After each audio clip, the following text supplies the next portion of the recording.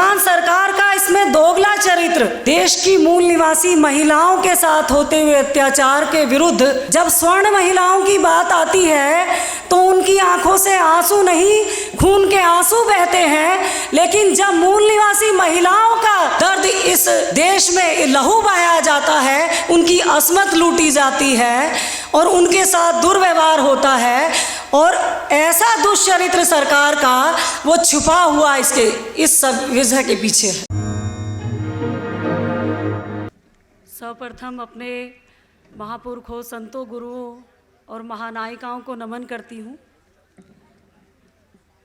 और मंच पर आसीन आज के इस विषय की अध्यक्षता कर रही माननीय सुनीता खपरवाल मैडम जी और अन्य सम्मानित वक्तागण और सभागार में उपस्थित सभी साथियों को मेरा जय भीम, जय मूल निवासी, जय भारत, जय संविधान। साथियों, ये प्रबोधन सत्र क्रमांक 4 नारी शक्ति वंदन अधिनियम मूल निवासी ओबीसी, एससी, एसटी महिलाओं के साथ राजनीतिक धोखेबाजी, ये विषय रखा गया। इस विषय को यदि हम गहराई से देखते हैं, क्योंकि ऐसा नहीं है कि हमने इसके बारे में सुना नहीं है, लेकिन कहीं ना कहीं इसके पीछे जो षड्यंत्र है, जो वर्तमान सरकार की मंशा थी, वो हमें उसको जानना ज़रूरी है। वर्तमान सरकार का इसमें दोगला चरित्र जो समाज के सामने अभी वो मुखौटा के रूप में है। एक तरफ सरकार देश की मूल निवासी महिलाओं के साथ होते हुए अत्याचार के विरुद्ध कभी मुंह नहीं खोलती, उसको दर्द नहीं होता। जब स्वर्ण महिलाओं की बात आती है तो उनकी आंखों से आंसू नहीं, खून के आंसू बहते हैं।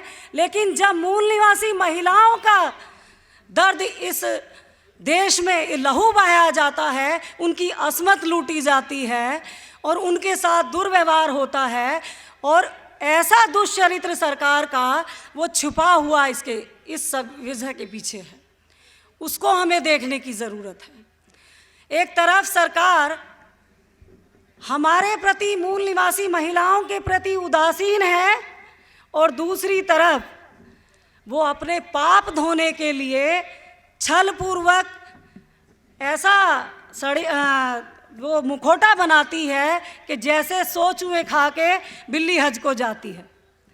चाहे हाथरस का कांड हो, चाहे उन्नाव का, और चाहे मणिपुर का, चाहे इसमें हमारे देश का कोई भी राज्य हो, वो अछूता नहीं है कि जब से ये सरकार सत्ता में आई है, चाहे वो वुमेन ट्रैफिकिंग की बात हो, अभी जो वर्तमान के सर्वे आए उसमें देखा गया कि भारत देश से 13,13,000 महिलाएं, जो सर्वे में बताया गया कि वो गायब हो गई, लापता हैं।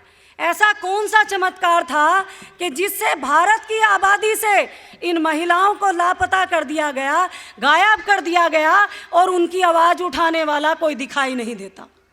क्यों? क्या महिलाएं इस देश की नागरिक नहीं हैं? उनके साथ ये दोयम व्यवहार क्यों हो रहा है?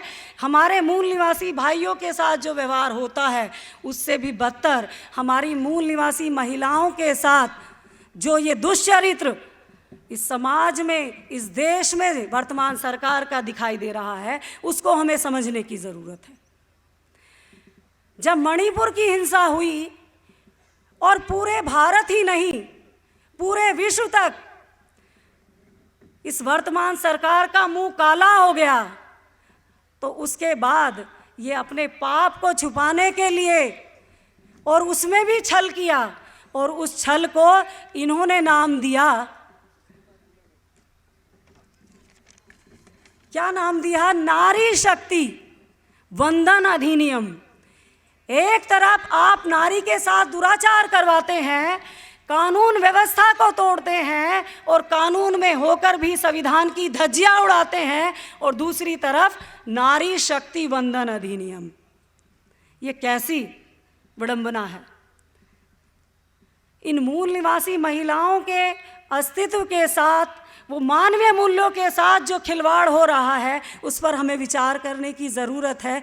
इसीलिए बामसेफ संगठन ने इस विषय को रखा, और क्योंकि केवल इस विषय को रखने का कारण ये नहीं है कि उनको इस विषय के अंतर्गत 33% आरक्षण महिलाओं को दिया गया और महिलाएं खुश हैं कि हमें 33% आरक्षण मिल गया है।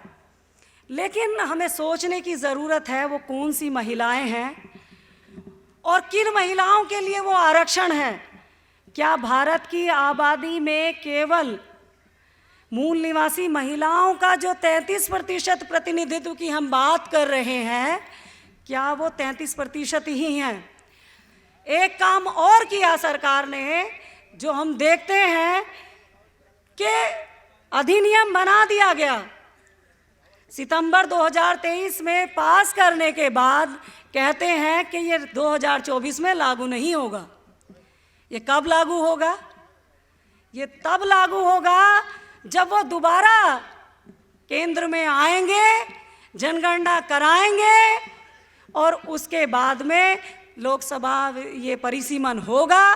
परिसीमन के बाद में आप महिलाओं का प्रतिनिधित्व उधर निर्धारित होगा और उसके बाद में ये आपका प्रतिनिधित्व देने की बात करते हैं, देंगे नहीं। इसका क्या मतलब है? ये सोचना चाहिए, ये जुमलेबाजी है। ये बिल पास होने का मतलब ये नहीं है कि हमें हमारा हक अधिकार मिल गया है। उसको समझने की ज़रूरत है और उस समझ को विकसित करके इस समाज में वो जनमत निर्माण करने की ज़रूरत है कि मूल निवासी महिलाओं को अपना 50%, अपना 50% प्रतिनिधित्व मिलना चाहिए और सेपरेट मिलना चाहिए। क्यों मिलना चाहिए? क्योंकि हम जब देखते हैं कि आज भी चाहे लोकसभा हो, राज्यसभा हो, विधानसभा हो, उनमें हमारी महिलाओं का, ओबीसी, एससी, एसटी महिलाओं का प्रतिनिधित्व आज भी नहीं दिखाई देता, बहुत कम, बद से बदतर स्थिति में है। तो क्या इस अधिनियम से हम ऐसी अपेक्षा करते हैं कि ये नारी शक्ति वंदन अधिनियम हमारे हक अधिकार हमें देने वाला होगा, महिलाओं को बराबरी का अधिकार देगा, उनके साथ अत्याचार नहीं होगा? इसीलिए आज के वक्तागणों के बीच ये विषय नारी शक्ति वंदन अधिनियम मूल निवासी महिलाओं के साथ राजनीतिक धोखेबाजी है। इसका पर्दाफाश होना चाहिए। समाज तक, जन जन तक इस बात का आह्वान, ये बात हर व्यक्ति तक पहुंचनी चाहिए, हर मूल निवासी तक पहुंचनी चाहिए। एक आवाज़, एक जन चेतना निर्माण होनी चाहिए, जिससे हमारी महिलाओं बहनों के साथ, यदि हमने इतिहास को देखा है, बामसेफ के इतिहास को भी यदि हम देखते हैं, जब जब इस मंच से जिस भी मुद्दे पर आवाज़ उठी है तो उसके परिणाम निकले हैं। देश में एक माहौल बना है, एक प्रेशर बना है और हमारे मूल निवासी समाज को उस अनुरूप जितना हमने मेहनत की, जितना समाज में हमने अपनी विचारधारा को स्थापित किया, जिस समस्या को उभार कर उसके सॉल्यूशन की तरफ हम गए हैं, उसके परिणाम भी हमें मिले हैं। तो हमें ये पूरी उम्मीद है कि हम इसमें भी सफल होंगे। इसीलिए हमारे सभी सम्मानित वक्तागण से मैं ये आग्रह करूंगी और हमें पूरा ये विश्वास और अपेक्षा है कि वे इस विषय पर अपना ज्ञान, अपना विचार, अपनी सोच हमारे सामने रखेंगे और एक ऐसा मत इस पंडाल में उपस्थित सभी, सभागार में उपस्थित सभी महिला साथियों, चाहे वो पुरुष हैं, और मूल निवासी समाज के बीच ऐसा माहौल निर्माण करेंगे जो इस देश में इस नारी शक्ति वंदन अधिनियम के मुखौटे को, षड्यंत्र को उतार कर उसका पर्दाफाश करेगा। इसी अपेक्षा के साथ मैं अपनी इस प्रस्तावना को समाप्त करती हूँ। सभी को जय भीम, जय मूल निवासी, जय भारत, जय संविधान। MNT न्यूज़ नेटवर्क को सब्सक्राइब करें, लाइक और फॉलो करना ना भूलें। साथ ही बेल आइकॉन दबाकर जन जागृति की मुहिम में जुड़े रहें।